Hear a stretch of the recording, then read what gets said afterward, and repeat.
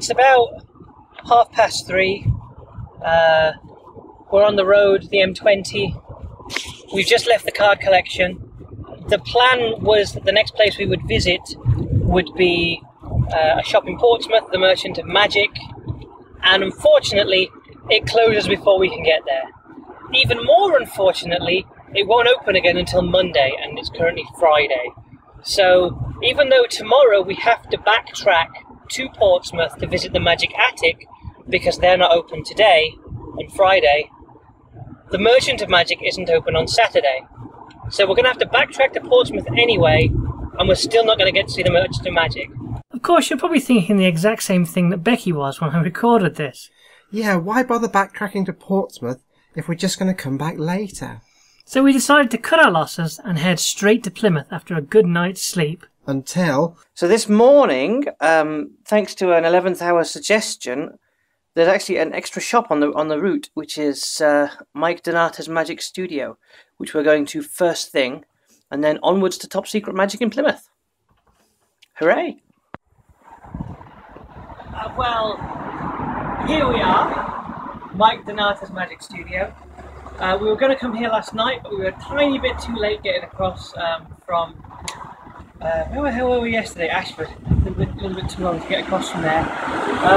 Science is open.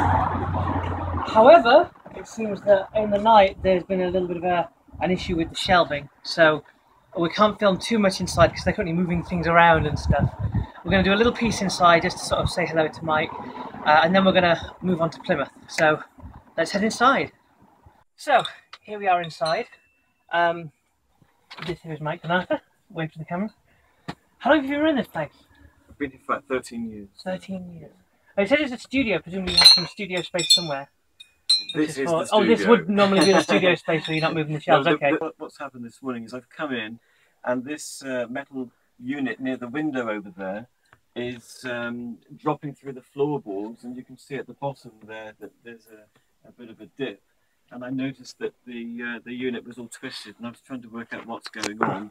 And it's pressing right up against the glass, so I've had to empty the unit. So if you want to come around here, you can film all the mess as well. I don't mind. You can do it's fine. Yeah. So I've had to empty all that, and I've got somebody coming to look at the floor tomorrow. I think the problem is we've got too much stock.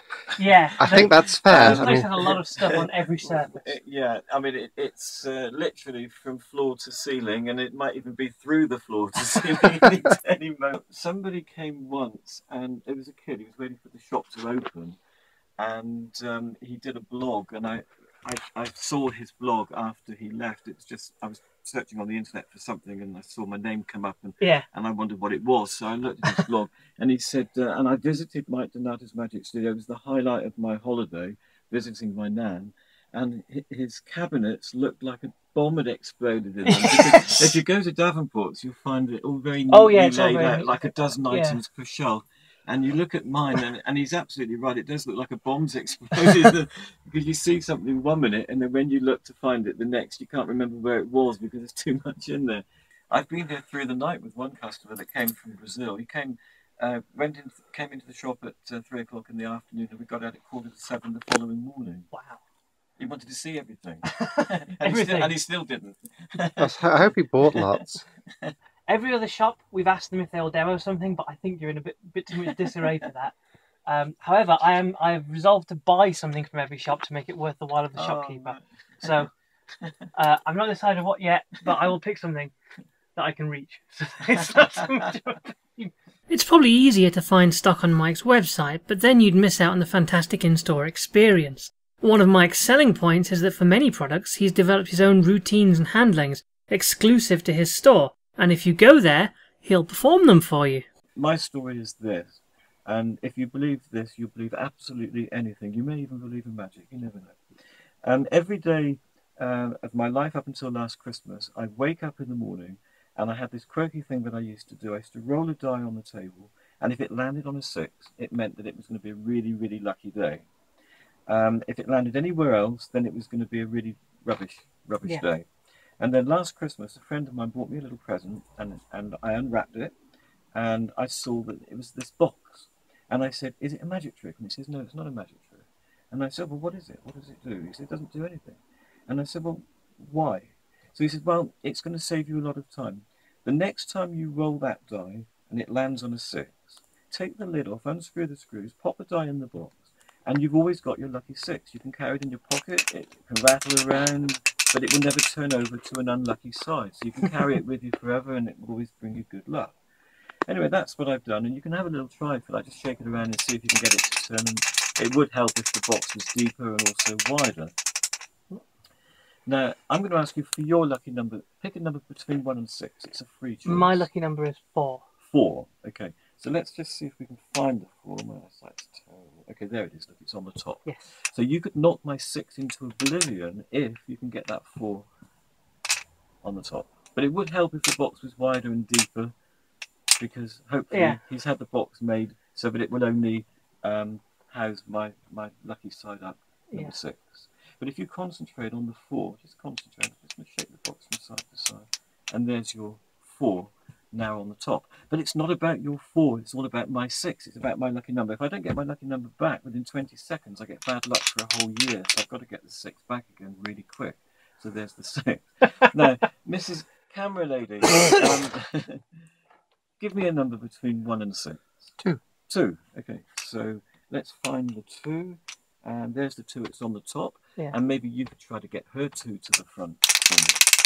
It would help if the box was wider and deeper, and, you know, because it's impossible, there's just not enough space in there. Well, so we'll see if we can get it for you by using a little bit of magic. If you just concentrate on your lucky number, number 2, and I just shake the box from side to side, there's your 2. But it's not about your 2, it's all about my 6. If I don't get the 6 back within 20 seconds, I get bad luck for a whole year. Now, what you can also do with this, you can take 3 screws out of the lid and just pivot the lid across, tip the die out, let them examine it, offer them to jump inside the box and have a good look round if you want, and then pivot the lid back again and you're back in play. Now, with the original one, you couldn't get 1. Yeah. And you would always get some idiot, you say, choose a number between 1 and 6, and they go, 1. Yeah. You say, no, that's not between 1 and 6. And they say, you're not that good a magician, you can't get 1, can you? And I had to find a way of doing it. So if you concentrate, if somebody actually says 1, it's never a problem. Just throw the box up in the air, and there is the 1. Now, what you've got to remember is every 2 sides of the die adds up to 7. So when the 6 was on the top, the 1 was on the bottom. So not only did that thing turn once, it actually turned twice.